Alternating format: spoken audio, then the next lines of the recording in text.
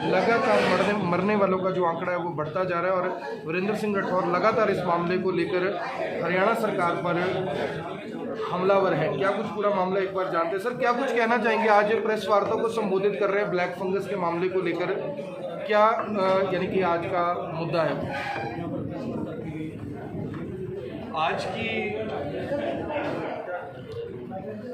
आज की इस महत्वपूर्ण प्रेस वार्ता में सबसे पहले तो सभी पत्रकार बंधुओं का हम स्वागत करते हैं। हमारे साथ प्रेस वार्ता में करनाल की पूर्व डिप्टी सीएमओ गीता जी, डॉक्टर गीता, हमारे डॉक्टर सुनील कुमार जो जाने माने डॉक्टर हैं करनाल में, मिस्टर सोरी जी उपस्थित हैं।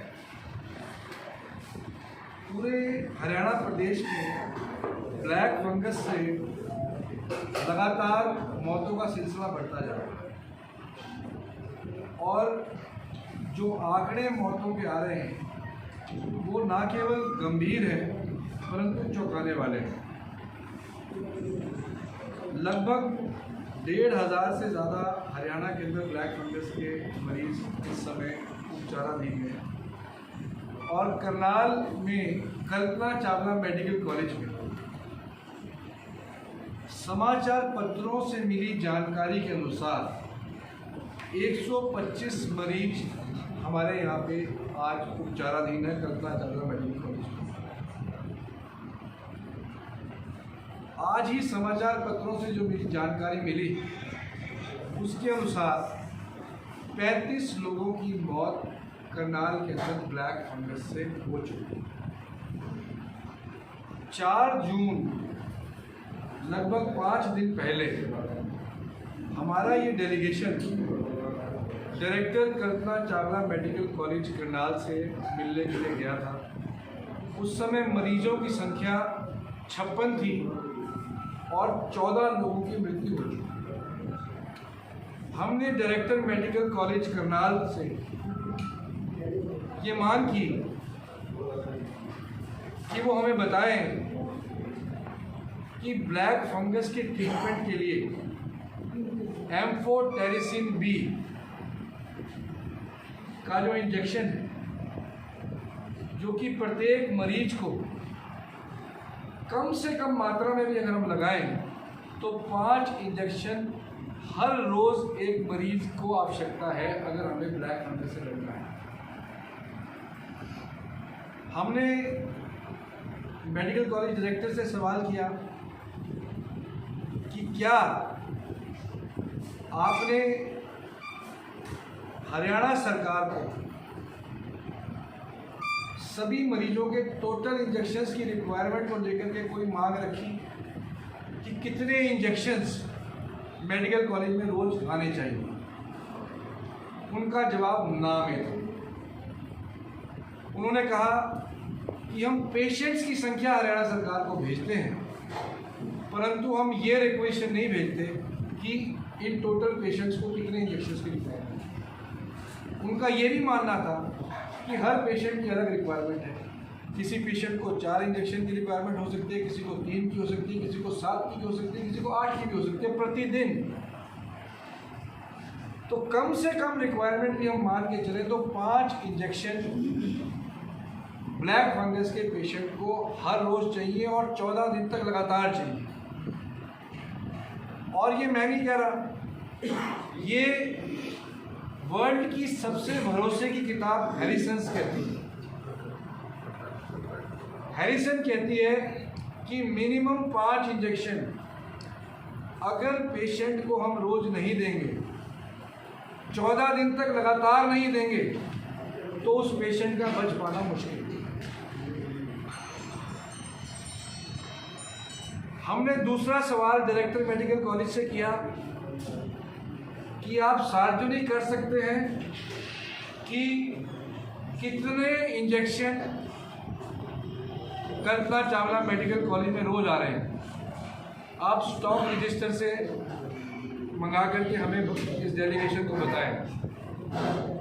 Director medical college stock register दिखाने से भी मना करके अपनी असमर्थता उन्होंने जताई।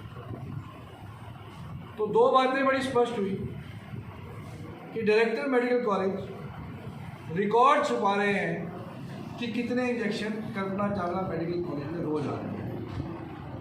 पेशेंट्स की संख्या बढ़ती जा रही है। हमने उस दिन भी कहा था कि अगर पर्याप्त मात्रा में इंजेक्शन नहीं आए तो इन पेशेंट्स की जीवन को बचा पाना बहुत कठिन और मुश्किल होगा। आज वो संख्या 14 से बढ़कर के 35 हो गई। 4 जून को ये परसेंटेज 16% थी।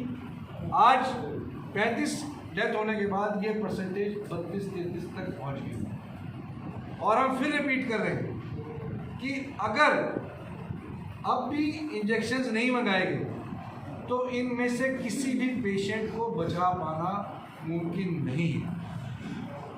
अब क्या कारण है? डायरेक्टर इस बात को छुपाना चाह रहे हैं, वो नहीं बताना चाह रहे कि भी कितने इंजेक्शन रोज आ रहे हैं। इसका जवाब कल्पना चावला मेडिकल कॉलेज के डायरेक्टर। हमने अपने सूत्रों से पता लगाया कि जहां आज 125 पेशेंट्स की लगभग 400 से 500 इंजेक्शन्स प्रतिदिन कल्पना चावला मेडिकल कॉलेज को चाहिए, वहां पर केवल मात्र 30 से 40 injection Kalpana Chawla medical college में रोज आ रहे हैं। तो आप अंदाज़ा लगा सकते हैं कि जहां इन सारे पेशेंट्स को बचाने के लिए 500 इंजेक्शन्स प्रतिदिन की आवश्यकता हो, वहां मेडिकल कॉलेज में केवल 30 इंजेक्शन से 40 इंजेक्शन आते हों, वो भी किसी दिन आते हों। हमें ये भी जानकारी मिली है कि पिछले 3 दिनों तक कोई एक भी इंजेक्शन मेडिकल कॉलेज में नहीं आया। किताब ये बोलती है कि 14 दिन तक लगातार, एक दिन का गैप भी हम नहीं डाल सकते, मिनिमम 14 डेज का ट्रीटमेंट चाहिए। अगर गैप होगा तो पेशेंट को बचा पाना बहुत मुश्किल। इन इंजेक्शनों की कमी के चलते लगातार मौतें बढ़ती जा रही हैं। हमारे पास एक साथी मौजूद हैं जिनके भाई कल्पना चावला मेडिकल कॉलेज में ब्लैक फंगस का ट्रीटमेंट ले रहे हैं। इन्होंने हमें बताया कि लगातार पिछले 3 दिन तक एक भी इंजेक्शन इनको नहीं दिया। इसका मतलब ये है कि 3 दिन तक कोई भी एक भी injection Kalpana Chawla medical college के अंदर नहीं है। तो आप सबके माध्यम से हमारे कई सवाल डायरेक्टर मेडिकल कॉलेज से हैं, जो हम चाहते हैं कि डायरेक्टर मेडिकल कॉलेज उन सवालों के जवाब दे और उन चीज़ों को सार्वजनिक करे ताकि प्रदेश के लोगों की जान बचाई जा सके। सबसे पहला सवाल, डायरेक्टर मेडिकल कॉलेज उस डॉक्यूमेंट को सार्वजनिक करे जहां उन्होंने आज तक एक बार भी सरकार को लिखा हो कि मुझे इतने इंजेक्शन्स की आवश्यकता है।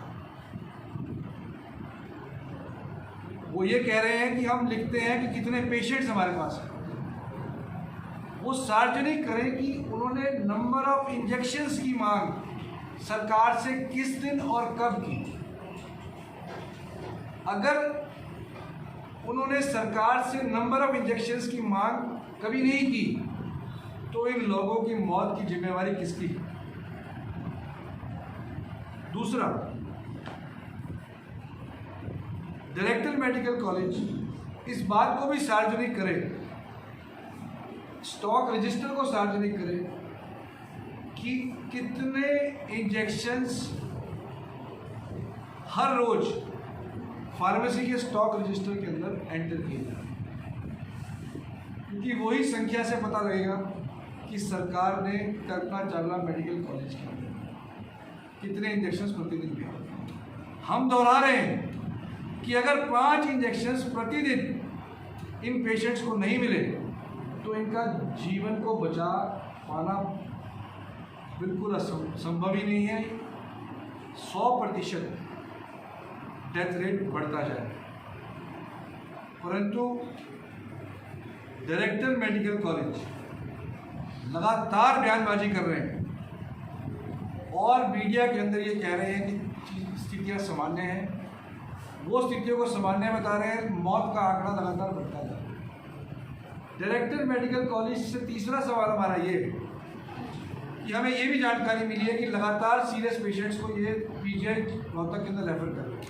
वो बताएं कि अगर कल्पना चावला मेडिकल कॉलेज के अंदर वर्ल्ड क्लास फैसिलिटीज़ हैं तो यहाँ ऑपरेशन क्यों नहीं हो रहा, यहाँ ट्रीटमेंट क्यों नहीं हो रहा, क्या यहाँ ट्रीटमेंट की कमी है, क्या यहाँ डॉक्टरों की कमी है, क्यों पेशेंट्स को रोहतक रेफर किया जा रहा है, क्या Rohtak PGI Kalpana Chawla medical college से इंफ्रास्ट्रक्चर के मामले में ज़्यादा बेहतर है, जबकि डायरेक्टर मेडिकल कॉलेज हर रोज़ ये बयान दे रहे हैं कि हमारा जो इंफ्रास्ट्रक्चर है वो सबसे बेहतर है, तो मरीजों को इसको रेफर क्यों किया जा रहा है। आखिरी में हम कहना चाहते हैं कि हरियाणा सरकार, मुख्यमंत्री करनाल आए, मुख्यमंत्री जी ने कोई भी चिंता ब्लैक फंगस के पेशेंट्स को लेकर के व्यक्त नहीं। एक बयान उन्होंने दिया कि हम हरियाणा में 8000 एम्फोटेरिसिन बी के इंजेक्शन हमने मंगा लिए। अनिल विज जी ने बयान दिया कि हमने 15000 इंजेक्शन्स का ऑर्डर कर दिया। मेरा सीधा सा सवाल हरियाणा सरकार से ये है कि आज 1500 मरीज ब्लैक फंगस के हैं, औसतन 5 इंजेक्शन प्रति हर एक मरीज को चाहिए अगले 14 दिनों में। अगर 15000 की संख्या को भी मान लिया जाए तो 1500 गुणा 5 लगभग 6 से 7000 इंजेक्शन हर रोज़ पूरे हरियाणा के लिए चाहिए। वो 15000 इंजेक्शन की बात कर रहे हैं, 2 दिन के अंदर ये इंजेक्शन खत्म हो जाएंगे। अगले 13 दिन तक क्या अनिल विज जी ने ये ठान लिया है कि वो ब्लैक फंगस के मरीजों को मरने के लिए छोड़े। तो जो गणित हरियाणा के हेल्थ मिनिस्टर ने बिठाया और जो संख्या हरियाणा के मुख्यमंत्री करनाल आकर के बोल करके गए, उससे ये प्रतीत होता है कि सरकार का नॉन सीरियस अप्रोच है। ना तो मुख्यमंत्री जी के पास ये डाटा जा रहा कि कितने इंजेक्शन्स की रिक्वायरमेंट है, उनको केवल मात्र संख्या पेशेंट्स की बताकर मुझे लगता है कि या तो गुमराह किया जा रहा है या फिर भाजपा की नीयत लोगों को मारने की है, तीसरी कोई सिचुएशन पैदा नहीं है। सीएम साहब ने तो 600 मरीज बताए थे उस दिन, आज आप 1500 बता रहे हैं। 1500 तो आज तो ये तो अखबार का भी आंकड़ा और ऑफिशियल फिगर है। मरीजों की संख्या में भी लगातार बढ़ोतरी हो रही है। जैसे उस दिन हम 4-6 दिन पहले करनाल में ही संख्या 56 थी, आज 125 है, तो यही रेशो डबल हो रही है पूरे हरियाणा के। तो आज लगभग 1500 के करीब मरीज हरियाणा में है। जो कल्पना चावला मेडिकल कॉलेज के एमएस हैं, उन्होंने एक व्हाट्सएप ग्रुप में मैसेज डाला कि हर मरीज को 2 ही इंजेक्शन देने हैं। आप कह रहे हैं कि मिनिमम 5 से 6 इंजेक्शन चाहिए। इसका मतलब तो ये है कि भी उतना ही दिया जा रहा है कि सारे ही चलते हो जाएंगे कल को। मैं बारी बारी मेरी चिंता यही है कि वो हमने तीसरी डिमांड डायरेक्टर मेडिकल कॉलेज से की थी कि हर पेशेंट का एक ट्रीटमेंट चार्ट बनता है। उस ट्रीटमेंट चार्ट में जो फिजिशियन ट्रीट कर रहा है पेशेंट को, वो रिकॉर्ड करता है कि मेरे पेशेंट को प्रतिदिन कितने mg डोज की रिक्वायरमेंट है। हमने डायरेक्टर मेडिकल कॉलेज से कहा कि आप हमारे साथ वार्ड के अंदर चलिए और ट्रीटमेंट रिकॉर्ड सबका रख लीजिए। उसके अनुसार आप चेक करके बताइए कि अगर किसी पेशेंट को 300 mg की रिक्वायरमेंट है तो क्या 300 mg उनको मिल रही है। उन्होंने चलने से इनकार किया। तो डायरेक्टर मेडिकल कॉलेज ना ट्रीटमेंट रिकॉर्ड देखने देना चाह रहे हैं, ना रजिस्टर स्टॉक रजिस्टर को बताना चाह रहे हैं, ना इंजेक्शन्स कितने चाहिए उसकी डिमांड हरियाणा सरकार को देना चाह रहे हैं। तो डायरेक्टर मेडिकल कॉलेज करना क्या चाह रहे हैं? क्या डायरेक्टर मेडिकल कॉलेज चाह रहे हैं कि कल्पना चावला मेडिकल कॉलेज में भर्ती हुए ब्लैक फंगस के सारे मरीज दवाई के अभाव में तड़प कर अपनी जान दें, या कल्पना चावला मेडिकल कॉलेज के डायरेक्टर सरकार को बचाना चाहिए? ये तय करना होगा कल्पना चावला मेडिकल कॉलेज के डायरेक्टर को कि उन्हें सरकार को बचाना है कि उन्हें मरीजों को बचाना चाहिए। मुझे लगता है एज डॉक्टर उनकी ज़्यादा जिम्मेवारी मरीजों के बचाव की है, बजाय इसके कि वो सरकार का बचाव करते रहे। हो सकता है वो भी दबाव में हो भी, जब इंजेक्शन ही पूरे नहीं आ रहे तो वो पूर्ति कहाँ से? दबाव में हो तो उन्हें इस्तीफा दे देना चाहिए। दबाव में हो तो उन्हें इस्तीफा दे देना चाहिए। राठौर साहब, आप खुद वकील भी हैं, हाई कोर्ट में प्रैक्टिस करते हैं। अगर एज ए पॉलिटिशियन आपकी सुनवाई नहीं हो रही तो जनहित के लिए आप जनहित याचिका दायर करते हैं हाई कोर्ट में? जस्टिस से दायर करते हैं और मैं तो आपके माध्यम से क्या करेंगे इस मामले मैं में? आपके माध्यम से ये बताना चाहता हूँ डायरेक्टर मेडिकल कॉलेज को, ये ह्यूमन राइट्स की वायलेशन का ही मामला है। ये केवल जनहित याचिका का मामला नहीं है। ऊपर जी बड़ा अच्छा सवाल आगे उठाया, ये ह्यूमन राइट्स की वायलेशन का ही मामला है। ह्यूमन राइट्स की वायलेशन इसलिए है कि जिस मरीज को 300 mg की रिक्वायरमेंट है दवाई की, अगर उसको हम ज़बरदस्ती 50 mg दे रहे हैं और 250 mg की पूर्ति नहीं कर रहे, तो हम उसकी बॉडी की राइट्स की वायलेशन भी कर रहे हैं। ये बड़ा सीरियस कंसर्न है और मैं तो ये चाहता हूँ डायरेक्टर मेडिकल कॉलेज को ही बताना आप सबके माध्यम से कि हम एक एक चीज़ को बड़ी बारीकी से मॉनिटर कर रहे हैं। वकील होने के नाते मैं ये मानता हूँ कि ये नेग्लिजेंस डेथ जो है वो नेग्लिजेंस ऑफ डॉक्टर्स की वजह से हो रही है, दवाई की कमी की वजह से हो रही है। अगर ये सारी चीज़ों को तुरंत प्रभाव से दुरुस्त नहीं किया गया तो मैं तो आपके माध्यम से उन लोगों को भी ये आह्वान करना चाहता हूँ कि वो भी अपने अपने रिकॉर्ड चेक करें जिनके घर के लोगों की डेथ हो चुकी है। सबका रिकॉर्ड मांगे सब लोग, और कहीं दवाई की कमी पाए तो डायरेक्टर मेडिकल कॉलेज के खिलाफ कंपनसेशन का दावा और हरियाणा सरकार के खिलाफ वो डालना भी पेशेंट्स का राइट बनता है, जिनको राइटफुली तरीके से इलाज जानबूझ करके कम दिया जा रहा है। तो हमारे बीच में करनाल की डिप्टी CMO जो हमारे डेलीगेशन का भी पार्ट थी, जो डायरेक्टर कॉलेज मेडिकल कॉलेज से मिलने गए, मैं उनसे रिक्वेस्ट करूँगा कि वो 2 मिनट करके अपनी बात। आखिरी सवाल है सर, जनहित याचिका दायर करने की कुछ प्लान है फिर इस मामले में? देखिए, क्योंकि आप खुद बता रहे हैं कि दिन समय कम है। निश्चित रूप से ये सारी चीज़ें उठाई जानी चाहिए, परंतु जिस तरीके से ब्लैक फंगस का डेथ रेशियो है और जितनी फास्ट डेथ हो रही है, तो पहली प्रायोरिटी ये है कि आप लोगों के माध्यम से ये सरकार, सोई हुई सरकार जागे और तुरंत प्रभाव से दवाइयों की उपलब्धता मरीजों को कराएं। तो अगर ये चीज़ें नहीं होंगी अल्टीमेटली तो PIL का कोर्ट का रुख हमें लेना ही पड़ेगा। जी मैं सर, जब कोरोना पीक पे था सर, आपसे जब कोरोना पीक पे था तब करनाल के DC का एक बयान आया था कि वो इसी को मतलब इतना सीरियस नहीं ले इस केस को, और लापरवाही की बात उन्होंने स्वीकारी की। तो ऐसा ही ब्लैक फंगस में भी मानते हो आप? निश्चित रूप से ब्लैक फंगस में तो लोगों को मारा जा रहा है, दवाई के अभाव में लोगों की हत्याएं जो है वो हो रही है। सांसद संजय भाटिया का कहना है कि कांग्रेस से मेरी रिक्वेस्ट है कि वो पॉलिटिक्स ना करें, आप राजनीति कर रहे हैं ब्लैक फंगस पर भी, ऐसा उनका आरोप है। देखिए, सांसद संजय भाटिया जी अगर इस प्रकार के आरोप लगा रहे हैं, मैं समझता हूँ ये मेरी ड्यूटी है कि अगर मेरे शहर के अंदर मरीज दवाई के अभाव में मर रहे हैं और सांसद संजय भाटिया जी के हाथ में दवाई की चाबी है, क्योंकि सरकार ने कंट्रोल किया होगा, तो संजय भाटिया जी को बताना ये बहुत आवश्यक है कि भैया उस तिजोरी में से जहाँ छुपा रखे हैं एम्फोटेरिसिन बी के इंजेक्शन निकालिए और करनाल के पेशेंट्स तक पहुँचाइए।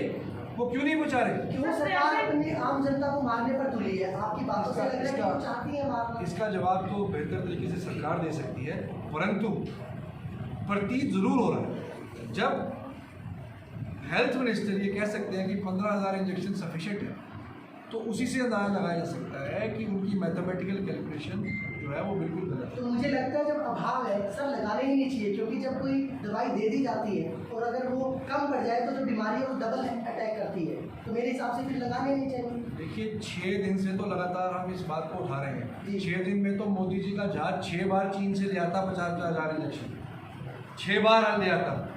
परंतु आपके माध्यम से बारी बारी दरखास्त यही है कि जहाज को अन्य देशों में भेजें और तुरंत एम्फोटेरिसिन बी को मंगवाएं हिंदुस्तान के अंदर। उसमें क्यों कमी आ रही है, इसका जवाब प्रदेश सरकार। डॉक्टर साहब, सवाल आपसे ये है कि गुमराह किया जा रहा है जो मामला, मैम ये जो मामला है ब्लैक फंगस का गंभीर इंजेक्शन नहीं मिलेंगे तो लोग मरेंगे, तो कांग्रेस पार्टी अब क्या कदम उठाने वाली है? देखिए, कांग्रेस पार्टी लगातार इस बात को देश स्तर पे भी प्रदेश स्तर पे उठा रही है।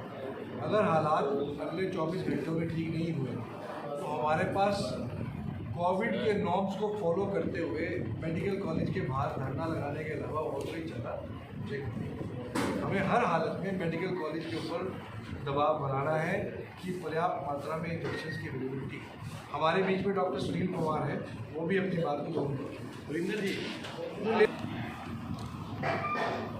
सबसे पहले तो आप ये जान लीजिए, सरकार ने ऑर्डर ही 15,000 इंजेक्शन का किया। वो अगर आ भी जाए तो वो 2 दिन से ज़्यादा हरियाणा के नहीं चाहिए।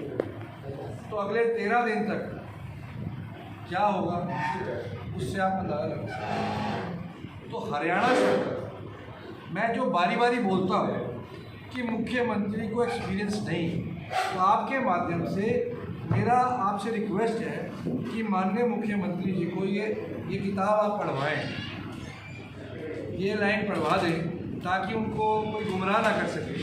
जो ये कहती है कि ये हैरिसन की किताब कहती है, दुनिया के सारे डॉक्टर इसको देख करके दवाई देते हैं। आप मुख्यमंत्री जी को बताएं कि वर्ल्ड की हैरिसन की किताब के अंदर ये छपा है कि 15 से 20 mg पर kg की डोज ब्लैक फंगस की ट्रीटमेंट के लिए चाहिए। ये मैं नहीं कह रहा, ये डॉक्टर हैरिसन कहते हैं, जिसको पूरा वर्ल्ड फॉलो करता है। इसके हिसाब से कम 8 इंजेक्शन हर पेशेंट को रोज चाहिए अगर वो सीरियस है। अगर उसके अंदर माइल्ड सिम्टम्स है तो 5 इंजेक्शन रोज चाहिए। तो हर हालत में अगर 1200 पेशेंट हैं हरियाणा में, तो कम से कम 5 × 112 1200 कितने हुए? 6,000 इंजेक्शन रोज चाहिए। अगले दिन फिर 6,000 चाहिए, 12,000 पूरे हो जाएंगे। अगले दिन फिर 6,000 चाहिए, आपके पास रहेंगे क्योंकि मंगाए, टेंडर दे करके मंगाए, टेंडर दे करके 15,000 आए। तो अगले 12 दिन में ये सारे 1200 मरीज जो है, मुख्यमंत्री जी की दवाई हिंदुस्तान में आने के बावजूद जीवित नहीं बचेंगे। इसलिए मुख्यमंत्री जी हैरिसन की किताब के हिसाब से फॉर्मूला तैयार करें और नंबर ऑफ पेशेंट्स से उस फॉर्मूले को मल्टीप्लाई कर लें, और सारे फिर जो फिगर निकल करके आए वो 1 दिन की रिक्वायरमेंट आएगी, उसको 14 से मल्टीप्लाई कर लें मुख्यमंत्री जी। फिर उतने ऑर्डर जो है वो चीन में और आसपास के देशों में वो जहाज भेज दें ताकि उस जहाज में वो दवाई आए और वो अस्पतालों के अंदर पेशेंट्स को मिले। ये हम आप सब के माध्यम से मुख्यमंत्री जी को संदेश देना चाहते हैं। आपसे ये दरख्वास्त भी करना चाहते हैं कि भारतीय जनता पार्टी के सोए हुए नेताओं के तक भी इस बात को पहुँचाएँ, उन्हें भी कहें, क्योंकि उनके रिश्तेदारों, दोस्तों, मित्रों को भी ब्लैक फंगस हो सकती है। ब्लैक फंगस किसी के भी साथी को हो सकती है। ब्लैक फंगस ये देख करके नहीं आ रही कि मरीज कांग्रेस का है या बीजेपी का है या किसी धर्म का है, वो किसी भी पेशेंट को आप आ रही है। तो इसमें भाजपा के लोग कृपया राजनीति ना करके सीधा सीधा मेडिकल साइंस क्या कहती है उसके अनुसार फैसले लें ताकि मरीजों की जान बचाई जा सके। अनपढ़ गवारों की तरह बिहेव करना हरियाणा सरकार बंद करे। जैसे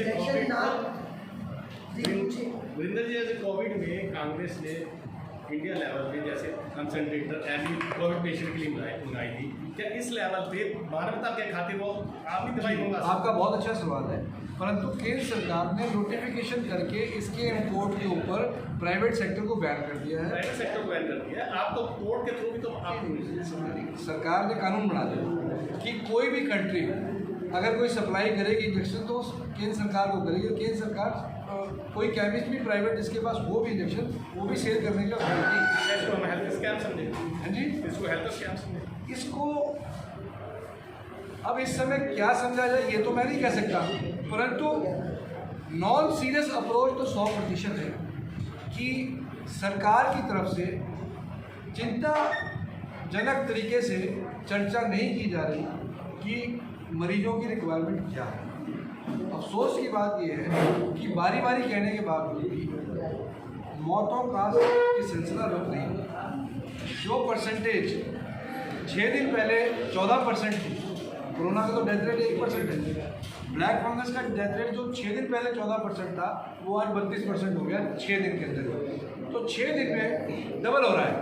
तो अगर स्थितियों को आज कंट्रोल नहीं किया तो ये 70% के ऊपर अगले 6 दिन में जाने वाले, और उससे 6 दिन के बाद ये 100% का आंकड़ा कंप्लीट कर देगा। तो हम जिस प्रकार से बोल रहे हैं पिछले एक हफ्ते से, उसी हिसाब से जो है मौतों का आंकड़ा बढ़ता जा रहा है। सरकार, मुख्यमंत्री सीरियस हो क्योंकि वो करनाल आए थे, हमें उम्मीद थी कि वो इतने महत्वपूर्ण इशू के ऊपर कल्पना चावला मेडिकल कॉलेज के अंदर जाएंगे, चीज़ों को चेक करेंगे, रजिस्टर्स को चेक करेंगे, परंतु वो एक प्रेस बाइट दे करके सीधा निकल गए। करनाल के मरीजों की तरफ उन्होंने कोई चिंता, उन्होंने कोई व्यक्त नहीं की, तो बड़ा अफसोसजनक है। हम ऑपोजिशन के लोग होने के नाते हमारे अपने लोग हैं, करनाल के लोग हमारे अपने लोग हैं, जिनकी मौतें हो रही है वो हमारे अपने लोग हैं, इसलिए हमारे अंदर दर्द है और हम इस बात को आपके माध्यम से विपक्ष कितना समय इंतजार करेगा? देखिए, धारा 144 लगी है और अगर इन चीज़ों को पूरा नहीं किया जाता तो विपक्ष के पास धरना लगाने के अलावा कोई चारा नहीं है। तो मैं तो आपके माध्यम से ये कहना चाहता हूँ कि सरकार समय रहते चेते, नहीं तो फिर हम कल्पना चावला मेडिकल कॉलेज हम 48 घंटे का समय दे रहे हैं डायरेक्टर साहब को हमारे प्रश्नों का जवाब दें, नहीं तो हम कल्पना चावला मेडिकल कॉलेज के बाद धरने पर बैठने के लिए सर, एक इससे अलग सवाल है,